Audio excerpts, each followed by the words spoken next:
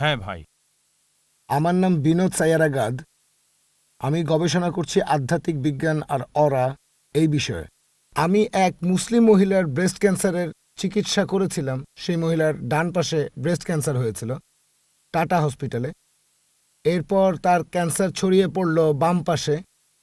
আমি যখন সেই মহিলার ফটো তুললাম তখন আত্মা সম্পর্কে জানতে পারলাম। বিভিন্ন পশু আমরা যেগুলা খাই, আর একটা পশুর আত্মা এটা থাকে সেই পশুর শরীরের ভেতরে। এটা এক ধরনের এনার্জি। এখন এই ইলেকট্রোম্যাগনেটিক এনার্জি এটা ৯৯% শারীরিক সমস্যার কারণ। ধরেন মোবাইল খুব বিপজ্জনক। ভারতের ১০০ কোটি মানুষকে মেরে ফেলার জন্য শুধু মোবাইল ফোনই যথেষ্ট। আমাদের সরকার আর মেডিকেল সায়েন্স এই আধ্যাত্মিক বিজ্ঞানটা জানে না। অদৃশ্য এনার্জি মানে ইলেকট্রোম্যাগনেটিক এনার্জি, যে কোনো ইলেকট্রিসিটি। ভাই ডক্টর জাকির নায়েক মেডিকেল আর বিজ্ঞানের ছাত্র।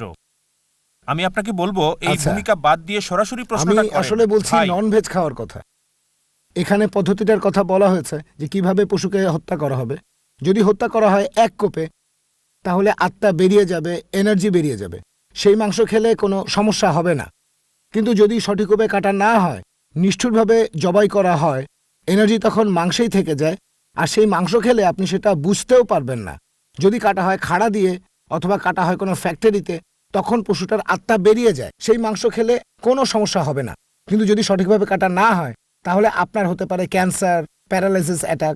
এরকম ঘটনা আমি ঘটতে দেখেছি গত ১০ বছর ধরে। ফটোগ্রাফও আছে। তাহলে এখন ব্যাপারটা হলো এই যে, আমি কি উত্তর দেব? এবার আমি বলি।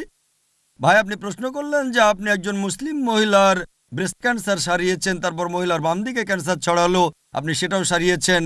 তারপর আপনি বললেন কোনো পশুকে তাৎক্ষণিক হত্যা করলে আত্মা বেরিয়ে যায়। যদি নিষ্ঠুরভাবে পশু হত্যা করা হয় আত্মা থেকে যায়, তখন সমস্যা হয়, ক্যান্সার হতে পারে। এক কথায় ভাই, আপনাকে আবার অনুরোধ করছি, আপনি জয়েন করতে পারেন টাটা মেমোরিয়াল ক্যান্সার হসপিটালে। আমি কয়েকজন ডাক্তারকে সেখানে চিনি। আমি আপনাকে বলতে পারি ভারতের সরকার একটা আইন করেছে, ড্রাগস অ্যান্ড ম্যাজিক রেমেডি 1954। সেখানে বলা হয়েছে যে অনেক অসুখের কোনো চিকিৎসা নেই, সেখানে কোনো কিছুই বলা যায় না। আর এটা হলো ৯৯%। এখন আমি যেটা বলতে পারি, আপনার প্রশ্নের উত্তরটা দিইনি, এখনো ৫ মিনিট আছে, অন্য লোকদের সুযোগ দিতে হবে। আগে প্রশ্নের উত্তরটা দিয়ে নি। সরকার আপনাকে অনুমতি না দিয়ে ঠিকই করেছে, কারণ আমরা চাই না হসপিটালে আরো সমস্যা বেড়ে যাক। আমাদের যেটা করতে হবে, মেডিকেল সায়েন্স তো মাত্র, তাহলে এখানে দাঁড়িয়ে আছেন কেন? আপনি নোবেল প্রাইজ পেতে পারেন। মেডিকেল সায়েন্স তো মাত্র ৪০০ বছরের পুরনো। আপনি নোবেল প্রাইজ পাবেন যদি এরকম আধ্যাত্মিক উপায়ে ক্যান্সার সহ অন্যান্য রোগ সারাতে পারেন। আমিও নোবেল কমিটিকে বলবো যেন আপনাকে নোবেল প্রাইজ দেওয়া হয়। তবে কমিটি আপনাকে সিলেক্ট করবে না কেন সেটাও বলছি। আমি এখানে বৈজ্ঞানিক কারণ দেখালাম, মুসলিমরা কিভাবে পশু জবাই করে, শরীর থেকে রক্ত বেরিয়ে যায়, তারপরও আপনি বলছেন যে আত্মা থেকে যায় বা আত্মা বেরিয়ে যায়, এভাবে ক্যান্সার হবে। ভাই, আপনার মেডিকেল জ্ঞান খুবই দুর্বল। আমি মেডিকেলের ছাত্র না, আধ্যাত্মিক বিজ্ঞান আমাদের বলে যে রক্তের মধ্যে প্রচুর পরিমাণে ব্যাকটেরিয়া, জীবাণু আর টক্সিন থাকে। যদি ইসলামিক নিয়মে জবাই করি, রক্ত বেরিয়ে যায়, টক্সিনও বেরিয়ে যায়, অসুখ হওয়ার সম্ভাবনা কম থাকে। আপনি বললেন উল্টোটা।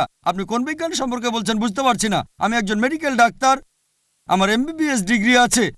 আর কোরআন বলছে সূরা নাহল অধ্যায় নম্বর 16 আয়াত নম্বর 43 আর সূরা আম্বিয়া অধ্যায় 21 আয়াত নম্বর 7, ফাসআলু আহলে যিকরি ইন কুনতুম লা তা'লামুন।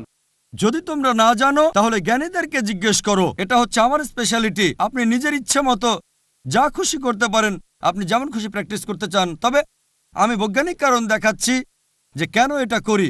আর সেজন্য ইসলামিক নিয়মে জবাই এটা অনেক ভালো, এটা অনেক বেশি স্বাস্থ্যসম্মত, মাংসও টাটকা থাকবে অনেক সময় ধরে। আশা করি উত্তরটা পেয়েছেন।